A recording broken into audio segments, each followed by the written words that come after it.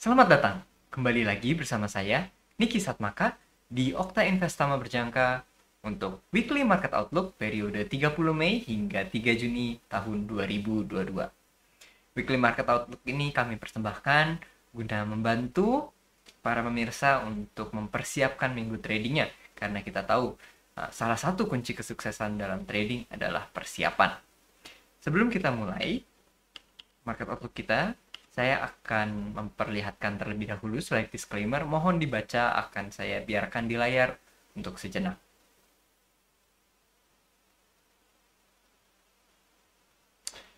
Oke, baiklah. Saya harap Anda telah membacanya. Mari kita mulai weekly market outlook kita. Kita akan memulai pertama-tama dengan recap apa yang telah terjadi di minggu sebelumnya di tanggal 23 hingga 27 Mei 2022. Oke, kita lihat di Jerman ada laporan bisnis climate yang meningkat dari 91,9 ke 93. Ini mengalahkan prediksinya. Prediksinya ada di angka 92. Lalu di Inggris, manufacturing PMI jatuh ke 54,6. Ini adalah level terendah, angka terendah dalam 16 bulan terakhir. Tadi dari sektor manufaktur, dari sektor jasa di Inggris juga jatuh ke 51,8 di bulan Mei. Dari sebelumnya di bulan April ini di 58,9. Jadi penurunannya cukup tajam. Lalu dari Amerika, sekarang kita ke Amerika, dari Fed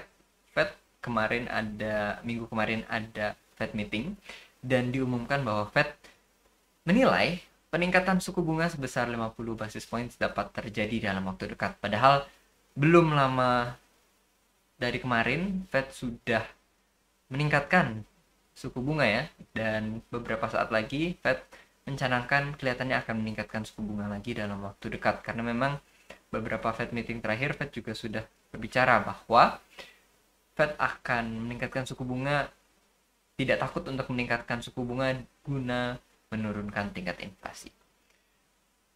Lalu kita lihat dari GDP, angka GDP, US ekonomi ini mengalami kontraksi, GDP growth-nya menurun sebesar 1,5% jika disetahunkan pada kuartal pertama di tahun 2022. Lalu dari personal income Amerika meningkat sebanyak 0,4%. Peningkatan ini sedikit lebih rendah dari bulan sebelumnya yang meningkat di 0,5%. Bila kita lihat Euro USD telah mengalami peningkatan lanjutan, jadi sudah 2 minggu closing berturut-turut positif, dan kita mulai melihat adanya keyakinan dari buyer untuk membawa harga naik. Bila kita lihat dari monthly candlestick, karena kita juga sudah mau berakhir di bulan Mei ini, kita sudah memasuki akhir bulan Mei dan akan beralih ke awal bulan Juni, kemungkinan besar closing candle-nya nanti bisa positif. Nanti kita akan lihat lebih detail. Dan Nasdaq 100 juga berhasil ditutup positif di minggu kemarin. Ini adalah penutupan mingguan positif pertama sejak bulan April. Sejak terakhir kita ada closing positif itu di bulan Maret. Jadi April dan Mei, di akhir Mei akhirnya ada closing positif. Itu adalah recap yang telah terjadi di minggu sebelumnya. Lalu apa yang akan terjadi di minggu ini? Di hari Senin, tanggal 30 Mei 2022, di pukul 7 malam waktu Indonesia Barat, perlu diingatkan kembali bahwa jadwal kalender ini dalam WIB, UTC plus 7 ya, waktu Indonesia Barat. Jadi pukul 7 malam dari Jerman akan ada laporan inflasi tahunan. Diperkirakan akan sedikit meningkat dari 7,4% ke 7,7%. Tidak mengherankan mengingat kondisi inflasi saat ini di berbagai negara maju pun sedang dalam keadaan yang tinggi. Lalu di hari Selasa kita akan ada laporan yang cukup banyak ini di akhir bulan Mei ini. Pertama dari Jepang ada consumer confidence, diperkirakan relatif stabil, sedikit meningkat dari 33 ke 33,5. Lalu ada laporan inflasi dari berbagai negara Eropa, baik itu Prancis, Uni Eropa, kawasan Uni Eropa maupun Italia.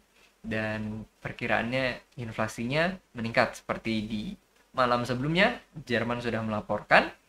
Di negara Eropa lainnya yang menyusul laporannya juga diperkirakan meningkat, baik dari 48 ke 4,9 ataupun 7,4 ke 7,6 dan seterusnya. Lalu di malam hari Kanada juga akan ada laporan GDP growth rate seperti yang dilaporkan di Amerika minggu kemarin. Nah, GDP growth rate Kanada juga diperkirakan sedikit menurun, dari 6,7% ke 5,6%. annualize disetahunkannya. Berikutnya kita masuk ke hari Rabu. Ini adalah hari pertama di awal bulan Juni. Tentunya di hari pertama ini biasanya akan ada laporan manufacturing PMI dari Amerika. Pertama kita pagi hari ke pasar Australia terlebih dahulu, akan ada laporan GDP juga year on year untuk kuartal pertama. Dan GDP-nya diperkirakan menurun dari 4,2% ke 2,7%, mengalami kontraksi. Lalu di pukul 3 sore dan pukul 4 sore akan ada laporan pengangguran dari Italia dan kawasan Uni Eropa. Diperkirakan pengangguran relatif stabil, sedikit menurun bagi Italia dari 8,3 ke 8,1%. Dan di malam hari akan ada berita yang penting untuk mata uang Kanada, Canadian Dollar. Dari Kanada, BOC, Bank of Canada, akan mengumumkan perubahan suku bunga dan diperkirakan suku bunga akan ditingkatkan dari 1% ke 1,5%, 50 basis points. Nah, jadi ini mengingat baru minggu kemarin juga Fed mengutarakan bahwa kelihatannya akan meningkatkan suku bunga, Kanada sudah duluan. Ya, seperti itu.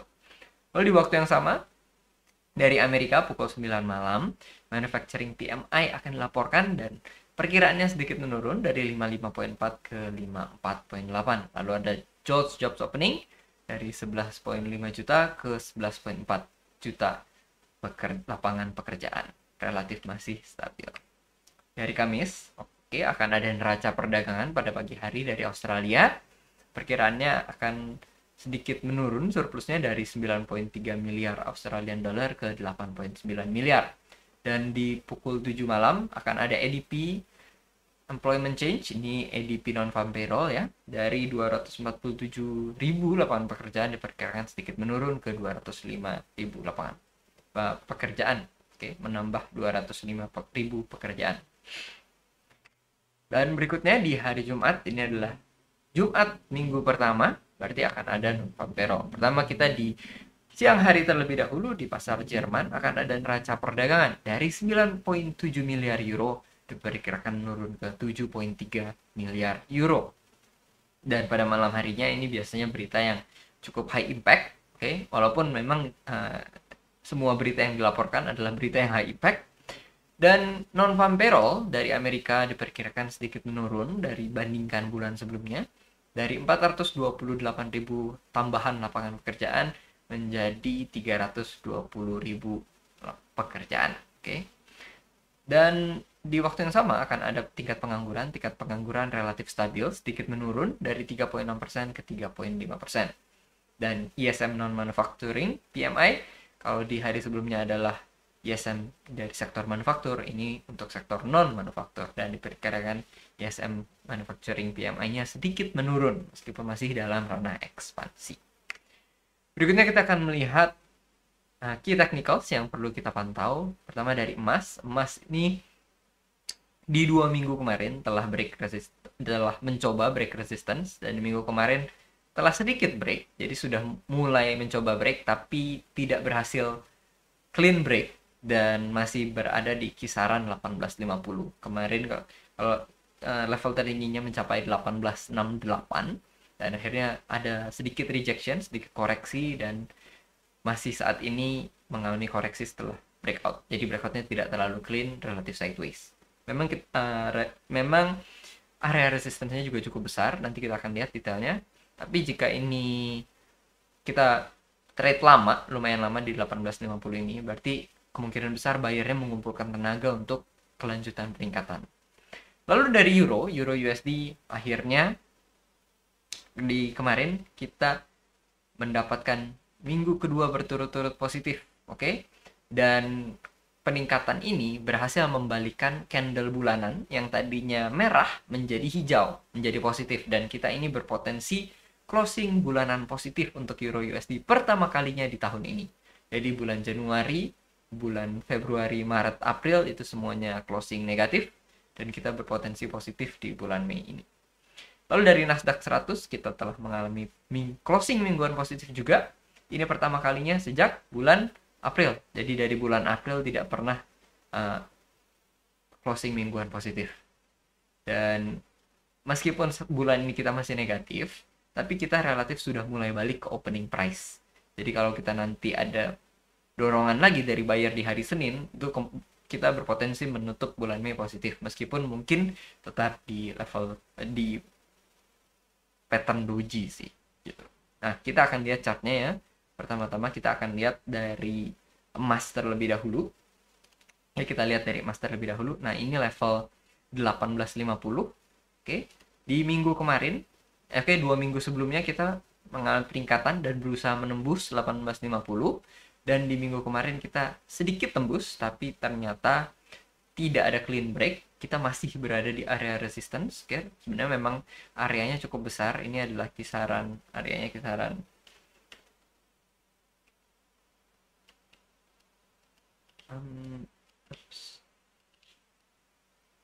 20 poin. Oke, 20 poin dari 1850 hingga 1870. Nah, oke. Nah, kita masih berada di area 1850 ini.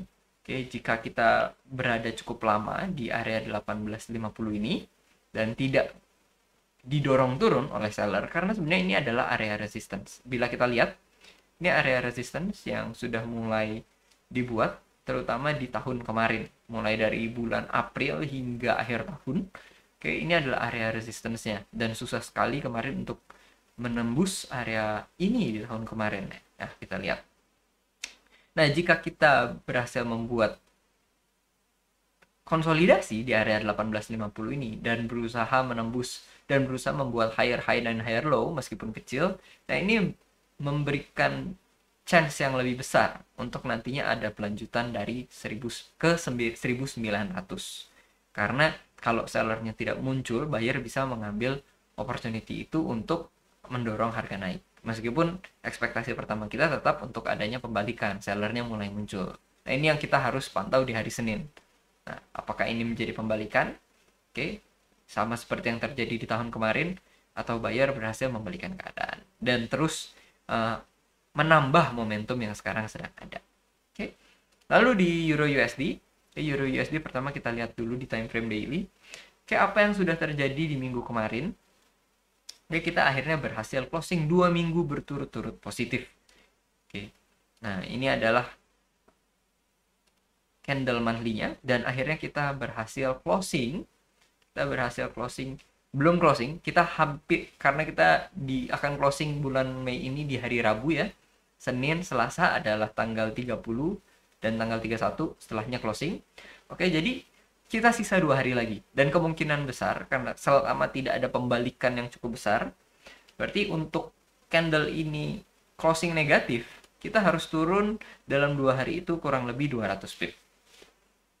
Mungkin nggak?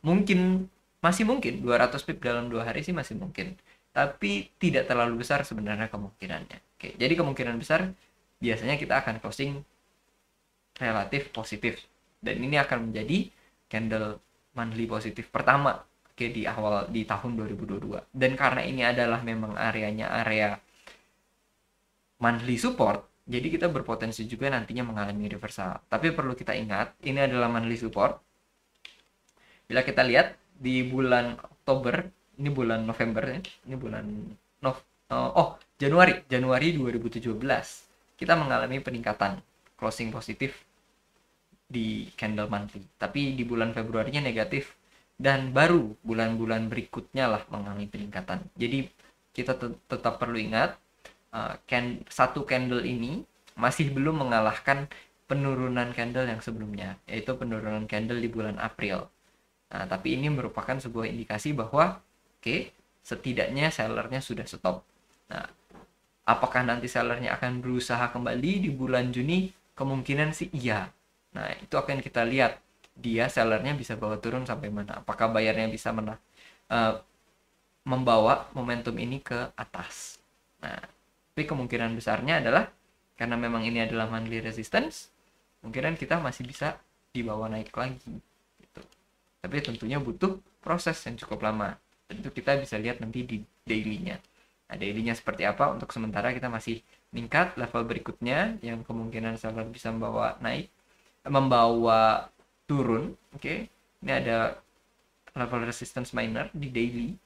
Oke, di 1.0880. Oke, Itu dari Euro USD, dan berikutnya dari Nasdaq. Nasdaq juga akhirnya closing mingguan positif pertama setelah beberapa minggu terakhir, 7 minggu terakhir lebih tepatnya. Ini jadi kita closing mingguan positif itu terakhir di bulan Maret, akhir bulan Maret, lalu berikutnya adalah semuanya negatif. Dan closing kemarin cukup menarik karena kita closing benar-benar di high-nya. Jadi momentum dari buyer belum selesai, sudah closing bell.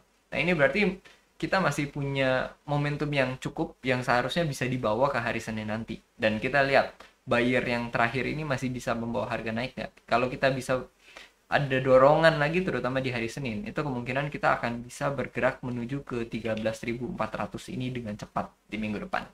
Betul. Apalagi kita sudah berhasil closing, membuat candle closing di atas candle bearish 2 minggu sebelumnya. Ini merupakan tanda reversal yang cukup positif sih. Dan bila kita lihat di candle monthly, meskipun kita memang masih bearish, masih merah, tapi ini kita sudah sangat mendekati harga open. Dan ini adalah supportnya kemarin di 12.500 ini ya. Oke, di 12.500. Nah, area ini yang sebelumnya di bulan Maret 2021 di reject, meninggalkan shadow, ternyata di bulan ini meskipun di violate, kita kemungkinan bisa closing di atas 12.500 tersebut. Dan itu jika kita berhasil closing di atas area tersebut, ini merupakan tanda yang cukup positif. Namun tetap